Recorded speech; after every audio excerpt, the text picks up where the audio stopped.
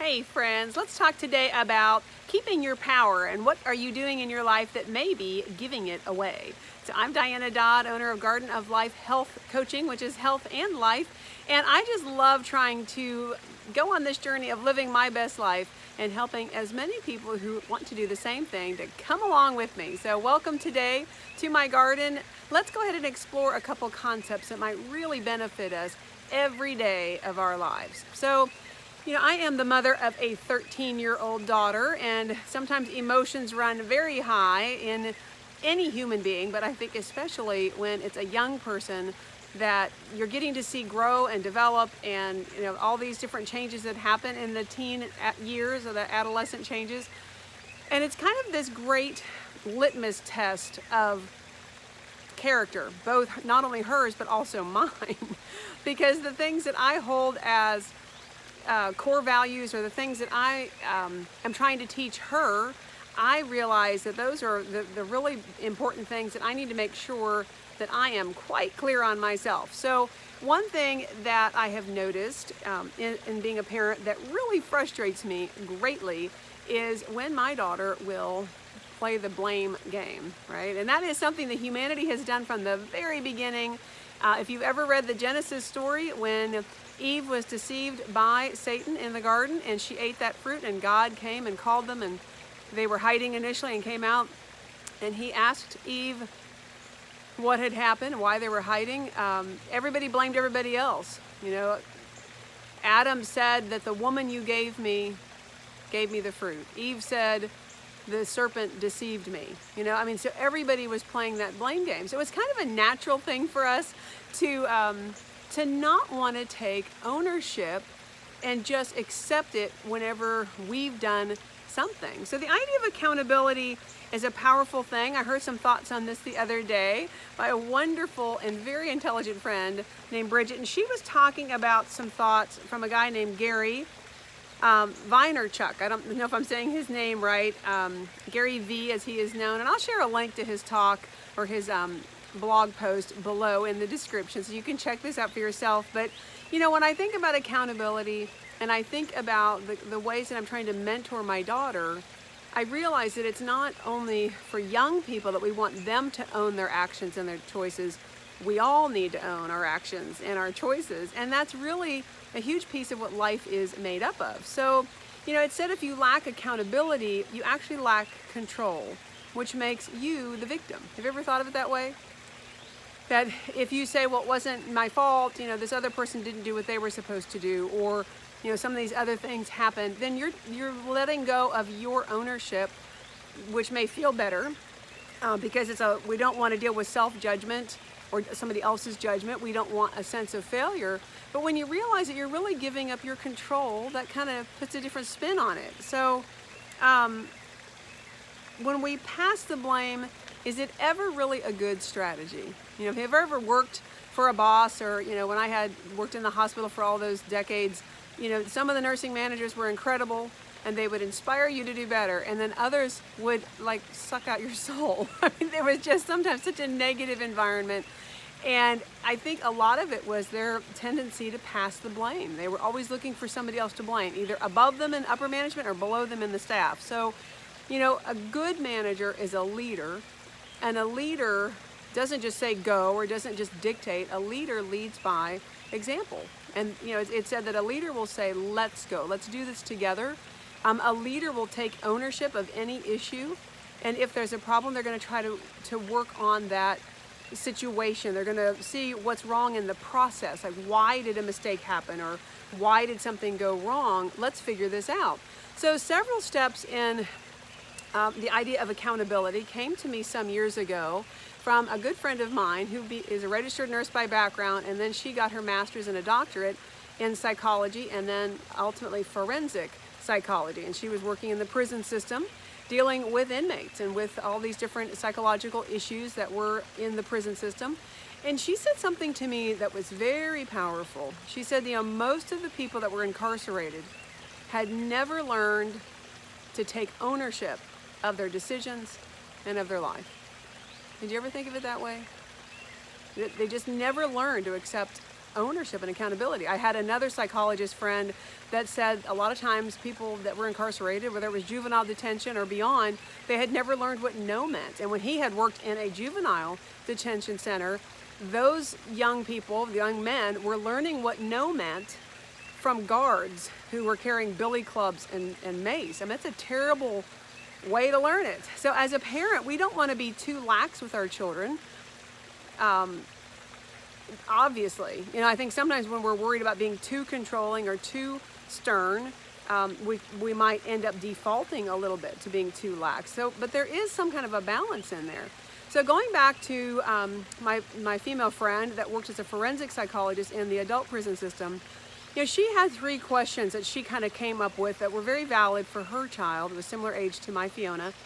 And the first question to teach your children, to ask them, and for yourself, is in a situation where something has gone wrong, and I'm going to just keep it in the terms of asking a child, because I think we can obviously find the implications for ourselves.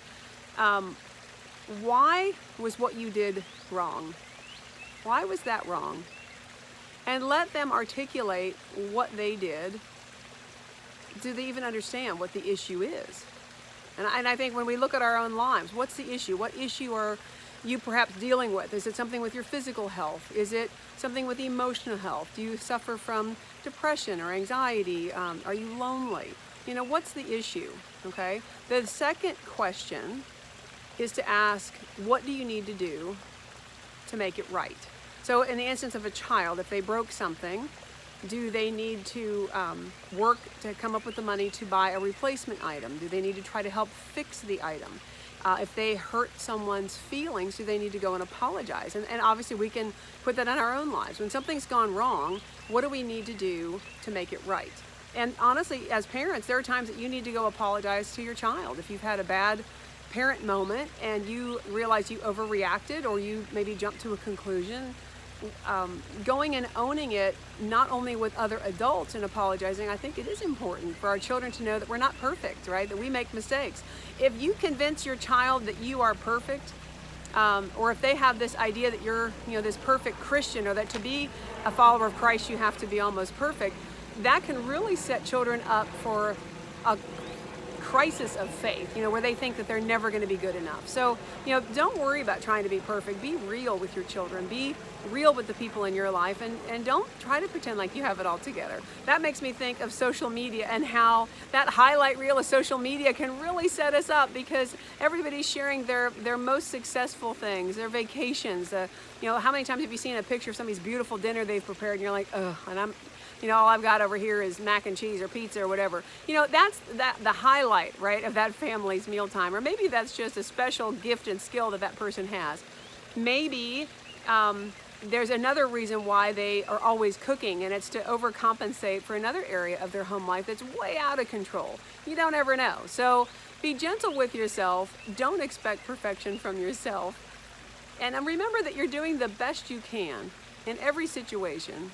You're doing the best you can with what you've got at that time. Those are words that can really save you a lot of hurt. So when you moving forward, so the first question is, what did you do wrong? Second question, what do you need to do to make it right? And then the third question is, what do you need to change? What different mindset or process do you need to put in place so this doesn't happen again? So these are 3 literal questions to ask ourselves, or to ask a child. And sometimes if it's a young child, or really of any age, if their emotions are running really high, maybe they're really angry, or they're upset, they're tearful, whatever, give them some time. Just go ahead and take some time. Don't have to even use the words time out necessarily. Just, why don't you go take some time, get yourself collected. They can understand that those are the 3 questions you're going to ask them. And when you're ready to talk, we'll talk, right? And if you can keep it warm and caring with your loved ones, whether it's a child or a spouse. I don't want you to get the idea that I mean to go grill your spouse with this. I think we need to ask ourselves these questions as adults, to take ownership of issues and then make sure we do what we can to make it right. So, I think accountability, when we look at it as a muscle that we need to exercise to make it grow, we're not naturally going to be accountable. Like I pointed out, from the very beginning of humanity, the blame game was the default, right? Of, well, you know, I was lied to, I was deceived. Well, she gave it to me, you know, and that idea, and that we had a perfect parent. God was the first parent. He was the parent of Adam and Eve, and they still fell. So if you're a parent with a child or children that's really struggling and kind of going, you know, astray in certain ways, or really dealing with some issues, you know, don't feel like you have to own all that. I think there are times that we have to realize that our children are doing the best they can in those moments, but we can empower them with this ability to take ownership of our stuff. And in your life, what do you need to take ownership of? You know, I realize that the last, I don't know, 6 videos or so that I've done have probably led to this one. You know, the idea of taking care, maybe every video has kind of been building up to this one. You know, I've done videos on grounding sessions and breathing to kind of help decrease your stress and improve mental balance. And, you know, I've done videos on coming off of social media and decreasing your digital interactions, things to give you better focus, better mental clarity, better control. You know, there's all these thoughts about what do we need to quit? What do you need to prune out of your life? And I think that those are pieces of what do you need to do differently? What's a different process in your life that you need to have in place so that you can function, right? So that you can function at your very, very best. You know, we expect our children, if you have children, to be accountable. Or you might expect your spouse to be honorable to your marriage vow. We're going to expect a friend to be trustworthy. So we want others to be accountable to us. So it's really taking it to another level to make sure that we are accountable to not only the people that we love, but to ourselves. So I think a great question to ask is, where am I out of balance in my life? You know, am I eating nourishing food that helps me feel great? Am I taking time off, you know, where I need to rest and recharge? Do I have my next vacation scheduled? You know, it's really important to have breaks planned. We've been kind of bad about that. You know, we live in this beautiful garden, we live in nature, and so I think a lot of times we enjoy what's right around us a lot, because it's easy when you live in a beautiful space like this to feel like you're living in a resort. But we need to be purposeful about taking times off from that day-to-day grind. You know, so I think having your next break planned is really critical, or you may wake up one day and realize you're completely and utterly burned out. And you know, the person you have to thank for that, you know, whenever we let ourselves get to that point, we need to realize that we're the ones that took on too much. And if the tendency is to say, well, I had all these deadlines, right, all these other things were at fault, you know, you're really giving up your control. So I just encourage all of us to take back our power, take back our control, and say, what is mine to own? You know, what do I need to do? You know, if you're working in an office setting and maybe you have other people that were supposed to do parts of a project and one of them didn't do it and that really affected, to blame that person seems like an easy thing, and maybe even might seem like the right thing to do.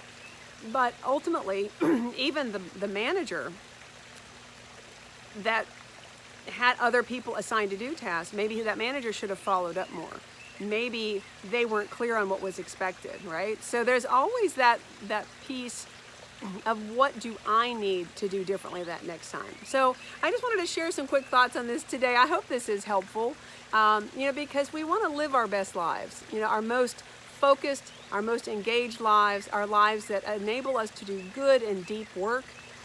You're only going to be able to achieve your goals and dreams and do that vibrant work that you're created to do with a healthy body and a healthy mind. And so each of these areas require us being purposeful. You know, it's not just the default, I've said that before, to live a life that is really vibrant and joyful and filled with balance, and has balance in every area.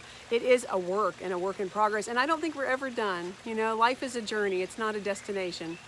So, you know, helping my clients find balance, helping them articulate what's most important to them, helping you find what are your core values and what makes you tick, helping you identify even your personality type, helping you figure out what are you really, and have you been masking your true self, and that's why you're exhausted, because you've been trying to live a life that is really not your own. You've been trying to be somebody that you're not wired to be.